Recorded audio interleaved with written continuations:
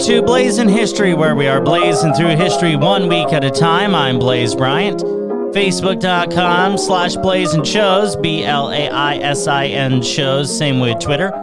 And my website, which is blaisinshows.com.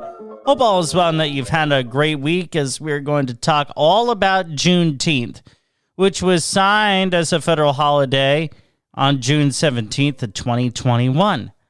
On June 19th, 1865, Juneteenth became a day of recognition as slaves in Texas were finally told about their freedoms, 2.5 years after President Abraham Lincoln signed the Emancipation Proclamation.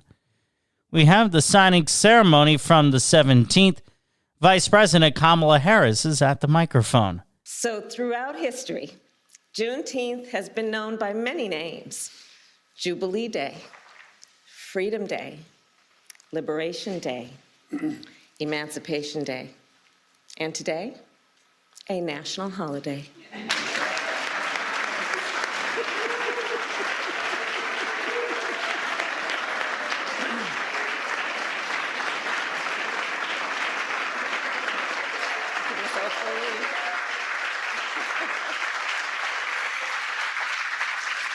And looking out across this room, I see the advocates, the activists, the leaders who have been calling for this day for so long, including the one and only Miss Opal Lee.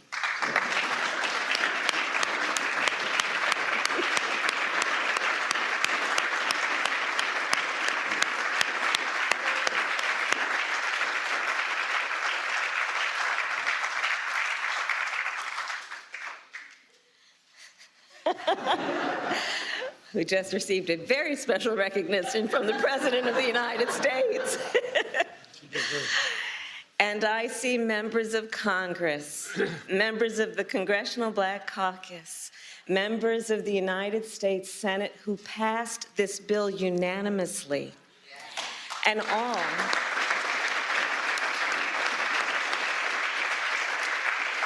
all of whom collectively were responsible for delivering this bill to the President's desk. And I thank you all. We thank you all. Your nation thanks you all.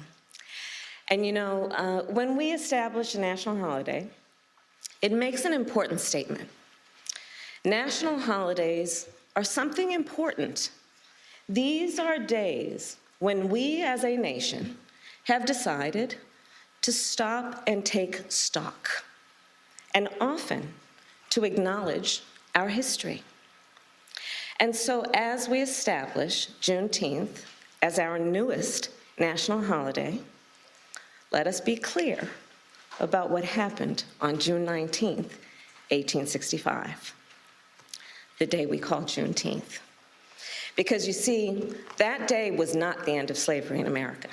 Yes, on that day, the enslaved people of Galveston, Texas, learned that they were free. But in fact, 2.5 years earlier, the Emancipation Proclamation ended slavery in the Confederacy. So think about that. For more than 2 years, the enslaved people of Texas were kept in servitude. For more than 2 years, they were intentionally kept from their freedom. For more than 2 years. And then on that summer day, 156 years ago, the enslaved people of Texas learned the news. They learned that they were free, and they claimed their freedom. It was indeed an important day.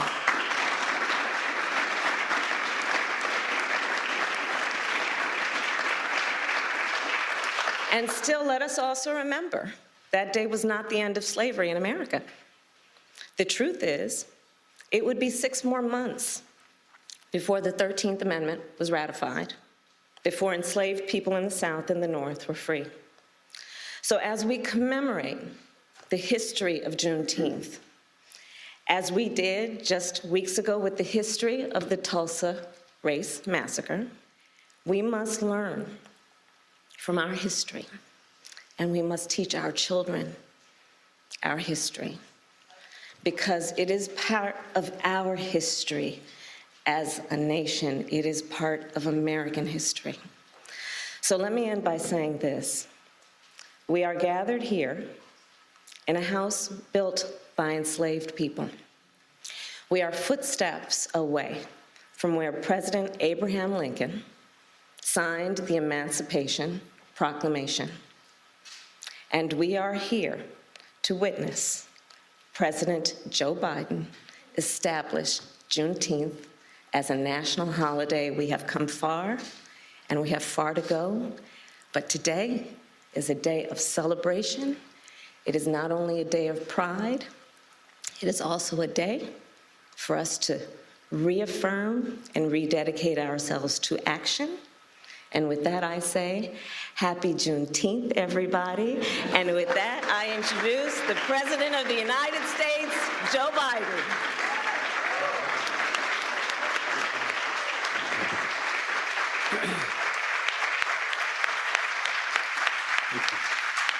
Thank you. Well, thank you, Madam Vice President. 156 years ago, 156 years, June 19th, 1865. John, thanks for being here. Major General of the Union Army arrived in Galveston, Texas, to enforce the Emancipation Proclamation and free the last enslaved Americans in Texas from bondage. The day, as you all know, and we repeat some of what was said, became known as Juneteenth. You all know that. A day that reflects what the Psalm tells us. Weeping may endure for a night, but joy cometh in the morning. Juneteenth marks both the long, hard night of slavery and subjugation and a promise of a brighter morning to come. This is a day of profound, in my view, profound weight and profound power. A day in which we remember the moral stain, the terrible toll that slavery took on the country and continues to take. What I've long called America's original sin. At the same time, I also remember the extraordinary capacity to heal and to hope and to emerge from those painful moments in a bitter, bitter version of ourselves, but to make a better version of ourselves. And today we consecrate Juneteenth for what it ought to be, what it must be, a national holiday. As the Vice President noted, a holiday that will join the others of our national celebrations, our independence, our laborers who built this nation, our servicemen and women who served and died in its defense. And the first new national holiday since the creation of Martin Luther King holiday nearly 4 decades ago. I'm grateful to the members of Congress here today, in particular the Congressional Black Caucus, who did so much to make this day possible. I'm especially pleased that we showed the nation that we can come together as Democrats and Republicans to commemorate this day with an overwhelming bipartisan support of the Congress. I hope this is the beginning of a change in the way we deal with one another. And we're blessed to mark the day in the presence of Miss Opal Lee. As my mother said, God love her.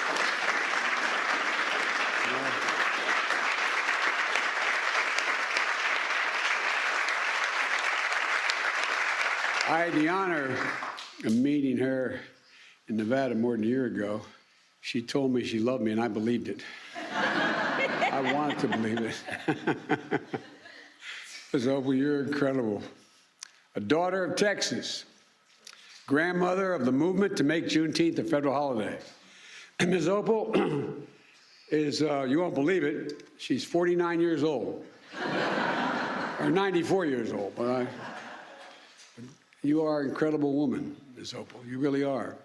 As a child growing up in Texas, she and her family would celebrate Juneteenth.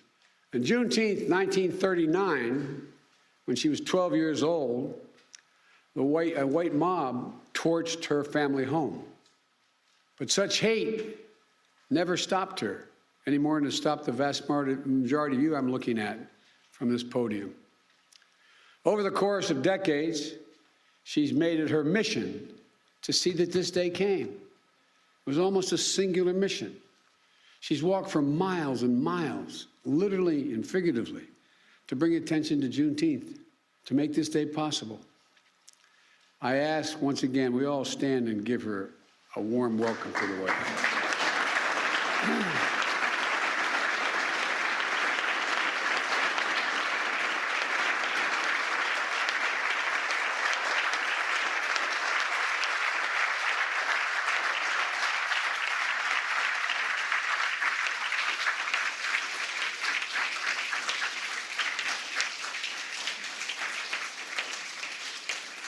As they still say in the Senate, and I said for 36 years, if you excuse me for a point of personal privilege, as I was walking down, I regret that my grandchildren aren't here, because this is a really, really, really important moment in our history.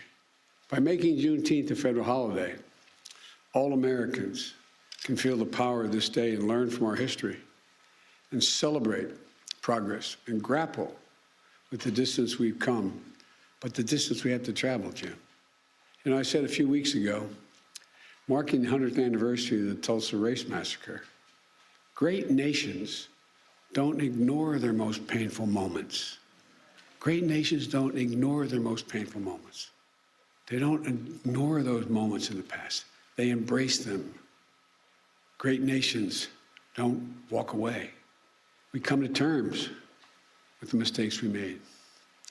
And in remembering those moments, we begin to heal and grow stronger.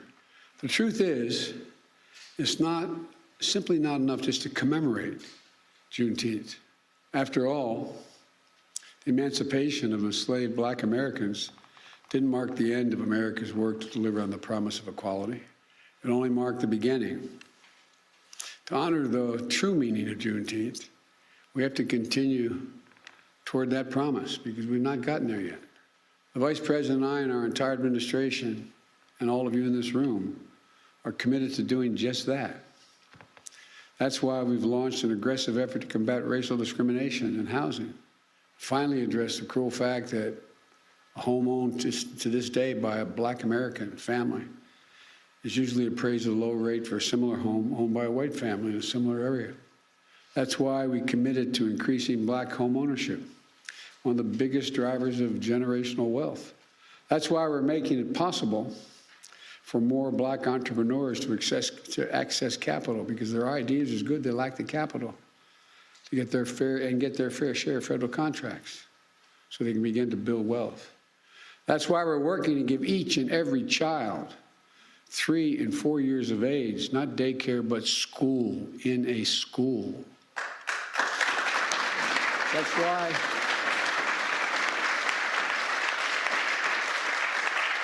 why we're unlocking the incredibly creative and innovation of the history of our historical Black colleges and universities, providing them with the resources to invest in research centers and laboratories to help HBCU graduates prepare and compete for good-paying jobs in the industries of the future. Folks, the promise of equality is not going to be fulfilled until we becomes real in our schools and on our main streets and in our neighborhoods, our healthcare system, and ensuring that equity is at the heart of our fight against the pandemic, in the water that comes out of our faucets, and the air that we breathe in our communities, in our justice system, so that we can fulfill the promise of America for all people, all of our people. And it's not going to be fulfilled so long as the sacred right to vote remains under attack.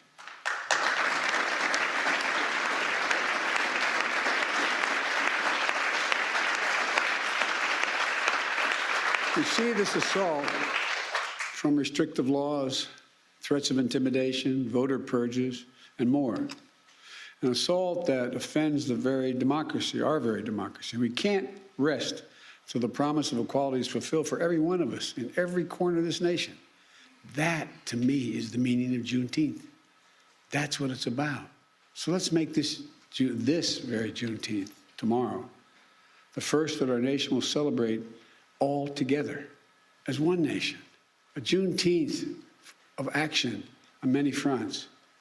One of those is vaccinations. Tomorrow, the Vice President will be in Atlanta on a bus tour helping to spread the word like all of you have been doing on life-saving vaccines. And across the country this weekend, including here in Washington, people will be canvassing and hosting events in their communities, going door to door, encouraging vaccinations. We've built equity into the heart of the vaccination program from day one, but we still have more work to do to close the racial gap in vaccination rates. The more we can do that, the more we can save lives. Today also marks the 6th anniversary of the tragic deaths at Mother Emanuel Church in Charleston, South Carolina. A killer, motivated by hate, intending to start a race war in South Carolina.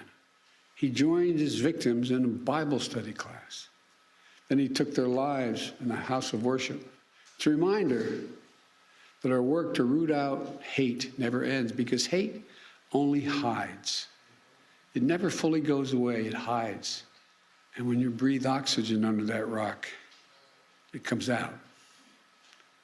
And that's what we must understand, that Juneteenth represents not only the commemoration of the end of slavery in America more than 150 years ago, but the ongoing work to have to bring true equity and racial justice into American society, which we can do.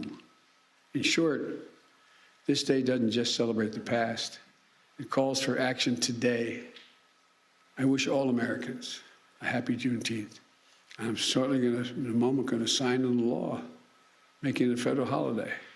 And I have to say to you, I've only been president for several months, but I think this will go down for me as one of the greatest honors I will have had as president, not because I did it, you did it, Democrats and Republicans, but it's an enormous, enormous honor.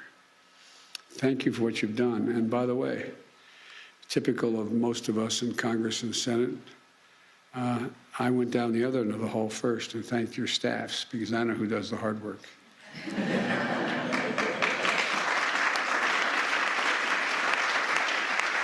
No, they're down there. They're at the other end. But I thank them as well. May God bless you all, and may God protect our troops. Thank you. Vice President Kamala Harris and President Biden for the signing of Juneteenth as a federal holiday. And we move on to a special from ABC News. Michael Strahan catches up with former President Barack Obama. President Obama, happy Juneteenth. It is good to see you. Happy Juneteenth to you. Thank you. I remember being in school, and they had all the presidents, and they had every president up there, and you would look at that list, and you would say, I want to be president, but I don't think you could believe it. Right. Now, when they look at that, your face is up there. Right. And a lot of people will look and say, it signifies, since you've been elected president, that we've moved on from the issue of race. What do you say to that? Well, I think that's never been the case, that by virtue of my election, somehow we entered into a post-racial world. It wasn't something I believed at the time, and I certainly don't believe it now. So the fact is that a lot of barriers still exist for a whole lot of folks. Yeah. When you look at that list of presidents, we still haven't seen a woman. And the notion that women somehow are not qualified to, the fact is, at least in my household, the women are smarter, more insightful, more caring, better looking, more talented, funnier. We live in the same household? That's my point. So something's happening in our society that prevents them from ascending to the highest office in the land. The same is true for African Americans. The same is true for Latinos and the first Americans, the Native Americans. The odds are stacked in ways that prevent a lot of young people from realizing their potential. And we can do something about it. In the Promised Land, you talk about hope. The country's built on hope. Pioneers, abolitionists, civil rights workers. Right. You ran on hope. Yeah. We are choosing hope over fear and sending a powerful message that change is coming to America. We're now in 2021, and we have the pandemic, the insurrection, racial reckoning. a lot of people feel like they've lost hope. How can people get that hope back? You get hope back from, for me at least, taking the long view and recognizing that resilience, determination, the ability to deal with setbacks and disappointments and keep going, that those are qualities that can carry us forward. And no one has exhibited that more historically in this country than African Americans. The March on Washington happened during my lifetime. That's not ancient history. In big parts of the country, segregation was still operative when I was alive. What seems like stuff we now take for granted, that's just a generation old. There's so many people out there who idea the American dream, they can't visualize, they can't see it anymore. So what is it going to take for people to be able to realize and envision the American dream again? Well, look, historically, the American dream has been a reality for some and a myth for others. We're in a community, Anacostia, in Washington, D.C., that's representative of a lot of communities around the country where the kids who grow up here may formally be free, but structurally, because of poverty, because of schools that aren't working, because of substandard housing, it requires so much more effort for them to live out that American dream. And so our job is to make sure that it's not a myth. And right now, for too many, it still is. I'm Michael Strahan in Washington, D.C. We wrap up the show by meeting the grandmother of Juneteenth, Opal Lee, courtesy of Good Morning America. Juneteenth, National Independence Day. Yes, it was signed yesterday. That act was by President Biden, making it the first federal holiday declared since Martin Luther King Jr. Day in 1983. And our next guest, known as the grandmother of Juneteenth, who's been on a mission to get the bill passed for years. Her dream finally came true yesterday, and she was there at that bill signing. Yes, she was. In 2016, Miss Opal Lee started a walking campaign to raise awareness, walking 2.5 miles to commemorate the 2.5 years it took for slaves in Texas to know that they were actually free. Last year, she launched a petition for the cause and delivered the 1.5 million signatures it received to Congress. And guess what? We are so honored to have Miss Opal Lee with us today to reflect on yesterday's history-making event. Welcome, Miss Opal. Thank you for being with us. You walked in here like a breath of fresh air. You are energized. You have been all this time making history happen. I know that President Biden, you were there as we mentioned, talked about your childhood history and what led you to be here today and be there yesterday. What was that moment like watching him sign that bill? Listen, I was overjoyed. I was ecstatic. I was so happy I could have done a holy dance. I just want to let everybody know how wonderful it is to know that now we can get on the same page. I just know that the time has come for us to work together to dispel the disparities we have, and disparities we do have. How does what happened with this bill now in passing Juneteenth as a federal holiday, how does that help us with any momentum towards some of those other things you're talking about? Well, I really think when people understand actually what occurred and they digest it and decide that this doesn't have to happen again, and that there are too many things that need to be adjusted now, and we can do it together.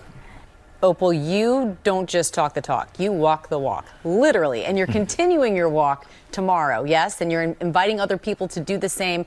And I want to hear about your walking campaign, and if you would give America some wisdom on how they should be celebrating Juneteenth this weekend. Well, I'm going to say it again, and I said it over and over. Juneteenth's not a black thing, and it's not a Texas thing. That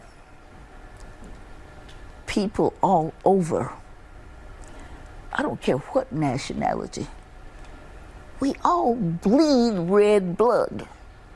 And the scientists tell us loose is where we begin. And some of us went off in a direction where they lost their pigmentation, and the rest of us stayed close to the equator. But we are brothers and sisters under the skin. And we should certainly act like it and get together and dispel all these things that need to be attended to. Now, walking tomorrow is going to be a joy. We've done it before, and I'll do the 2.5 miles to symbolize that slaves in Texas didn't know they were free for 2.5 years. There have been some reasons given. I ain't going into that. But we need to go about the business of everybody participating. Yes, the event, it is Miss Opal's Walk live stream on Fox Soul starting at 11 a.m. Eastern Time tomorrow. Miss Opal, it is absolute pleasure. Congrats on what you've been doing. A lot of us have been following you and your story for a while, but to actually have you here in studio is an absolute pleasure. Thank you so much. I've enjoyed it. Come to Texas, young people. Opal Lee on Good Morning America. While there has been a lot of progress as it relates to Juneteenth, we still have a lot of progress which needs to be done. And let's not lose sight of that here as we continue to blaze through history. That's all the time we have. Thanks for listening to Blaisin' History, blazing through history 1 week at a time. What do you think? Let me know at facebook.com/Blaisin Shows. That's BLAISIN shows. On Twitter at Blaisin Shows, or email me blaizinshows@gmail.com. You can subscribe to the show wherever you listen to podcasts or on my website, blaizinshows.com. To quote the late Franklin D. Roosevelt, the only thing we have to fear is fear itself. Take care of yourself, and we'll talk again next week. On Blaisin' History, I'm Blaze Bryant.